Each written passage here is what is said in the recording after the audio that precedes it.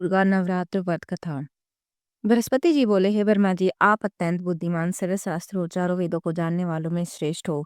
हे प्रभु, कृपा कर मेरा वचन सुनो। चैत्र आश्विन माघ और आषाढ़ मास के शुक्ल पक्ष में नवरात्र का व्रत और उत्सव क्यों किया जाता है? हे भगवान, इस व्रत का फल क्या है? किस प्रकार करना उचित है और पहले इस व्रत को किसने किया है? सो विस्तार से कहो। बृहस्पति जी का ऐसा प्रश्न सुनकर ब्रह्मा जी कहने लगे कि हे बृहस्पति, प्राणियों का हित करने की इच्छा से तुमने बहुत ही अच्छा प्रश्न किया। जो मनुष्य मनोरथ पूर्ण करने वाले दुर्गा, महादेवी, सूर्य और नारायण का ध्यान करते हैं, वे मनुष्य धन्य है। यह नवरात्र व्रत संपूर्ण कामनाओं को पूर्ण करने वाला है। इसके करने से पुत्र चाहने वाले को पुत्र, धन चाहने वाले को धन और विद्या चाहने वाले को विद्या और सुख चाहने वाले को सुख मिल सकता है। इस व्रत को करने से रोगी मनुष्य का रोग दूर हो जाता है और कारागार में पड़ा हुआ मनुष्य बंधन से छूट जाता है। मनुष्य की तमाम आपत्तियां दूर हो जाती है और उसके घर में संपूर्ण संपत्तियां आकर उपस्थित हो जाती है।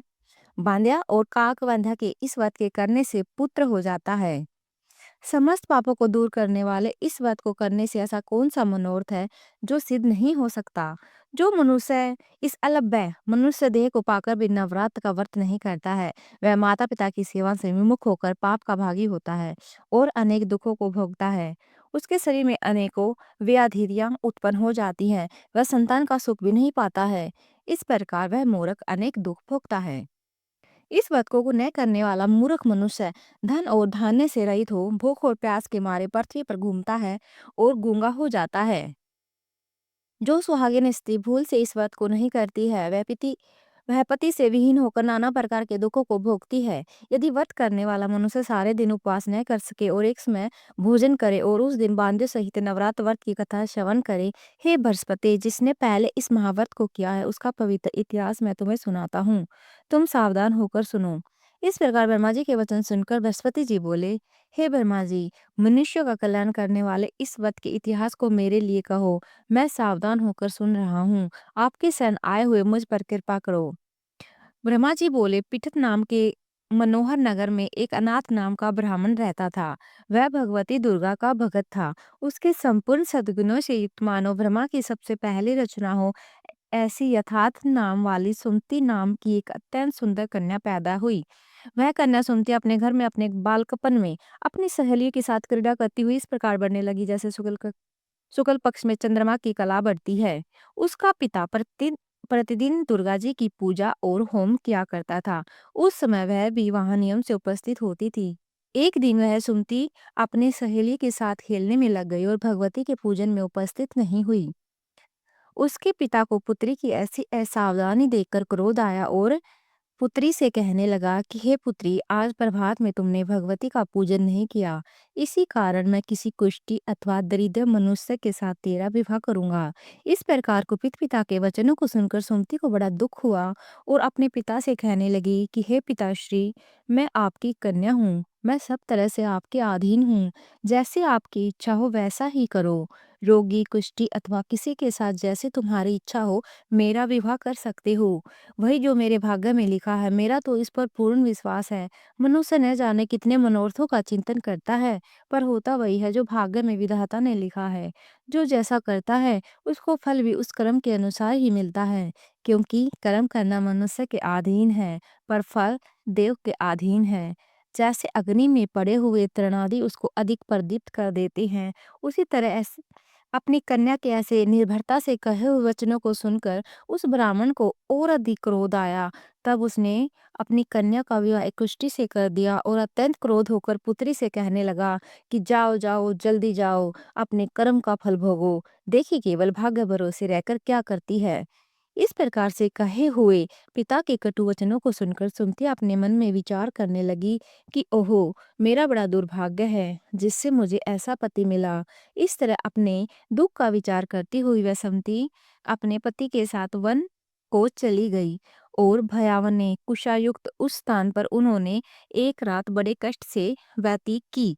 उस गरीब बालिका की ऐसी दशा देखकर भगवती पूर्व पुण्य की प्रभाव से प्रकट होकर सुमति से कहने लगी कि हे दिन ब्राह्मणी, मैं तुम पर प्रसन्न हूँ।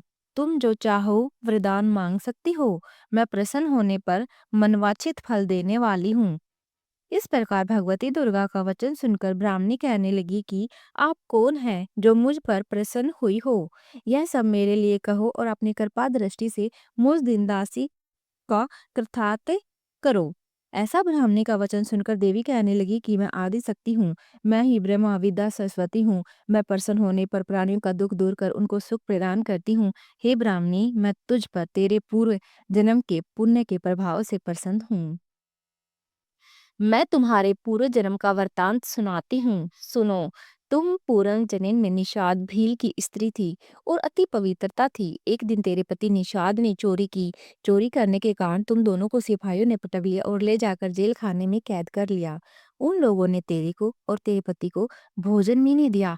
इस प्रकार नवरात्र के दिनों में तुमने न तो कुछ खाया और न ही जल पिया। इस प्रकार 9 दिनों तक नवरात्र का व्रत हो गया।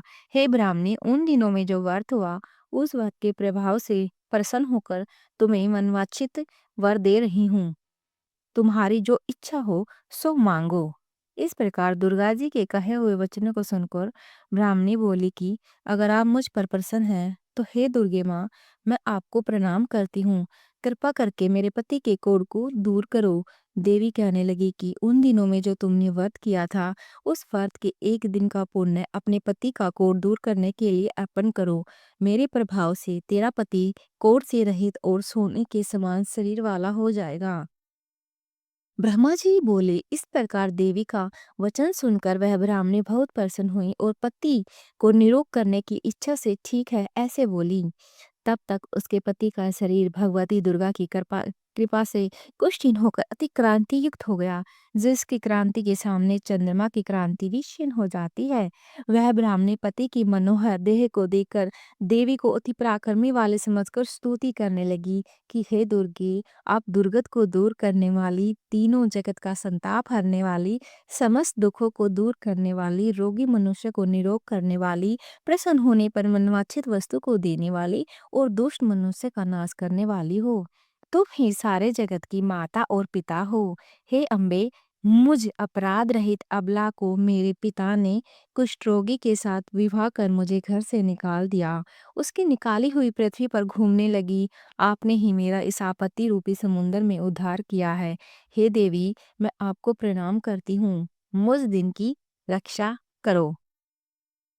ब्रह्मा जी बोले कि हे बृहस्पति, इसी प्रकार उस सुमति ने मन में देवी की बहुत स्तुति की। उसकी की गई स्तुति सुनकर देवी को बहुत संतोष हुआ और ब्राह्मणी से कहने लगी कि हे ब्राह्मणी, तेरे उदालय नाम का अति बुद्धिमान, धनवान, कीर्तिवान और जितेंद्रिय पुत्र शीघ्र ही होगा। ऐसा कहकर वह देवी उस ब्राह्मणी से फिर कहने लगी कि हे ब्राह्मणी, और जो कुछ तेरी इच्छा हो वही मनवांछित वस्तु मांग सकती है। ऐसा भगवती दुर्गा का वचन सुनकर सुमति बोली कि हे भगवती दुर्गे,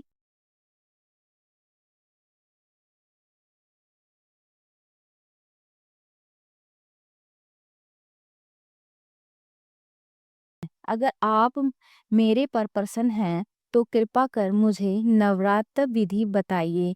हे दयावती, जिस विधि के नवरात्र व्रत करने से आप प्रसन्न होती है, उस विधि और उसको फल के मेरे लिए विस्तार से वर्णन करें।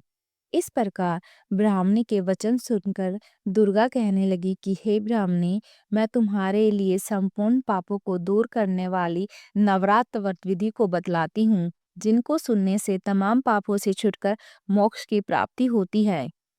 आश्विन मास के शुक्ल पक्ष की प्रतिपदा से लेकर 9 दिन तक विधि पूर्वक व्रत करे।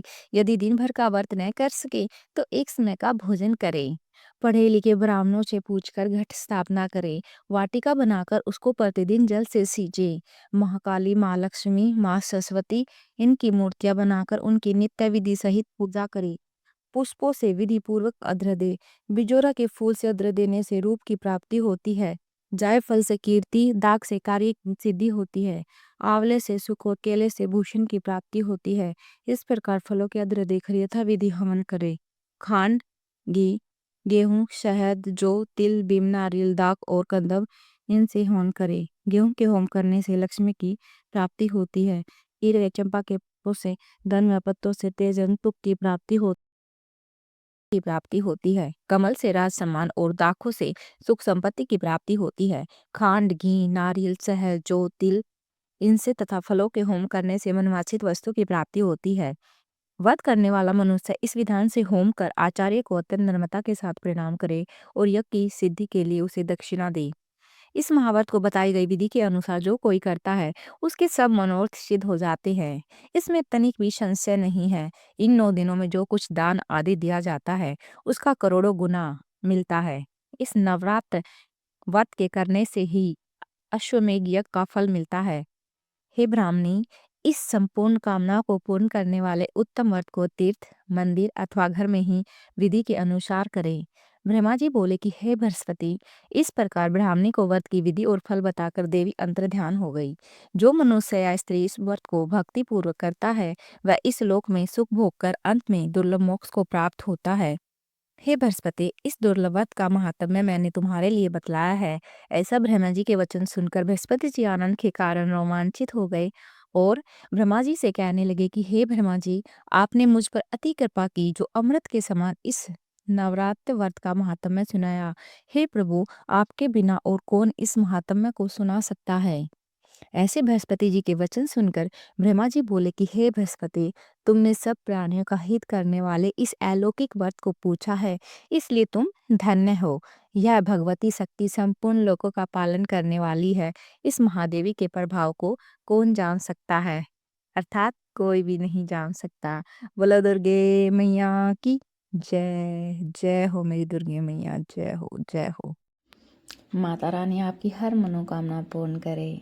तो दोस्तों, अगर आपको मेरी स्टोरी अच्छी लगी है तो please like and subscribe. Thank you. धन्यवाद, धन्यवाद, धन्यवाद।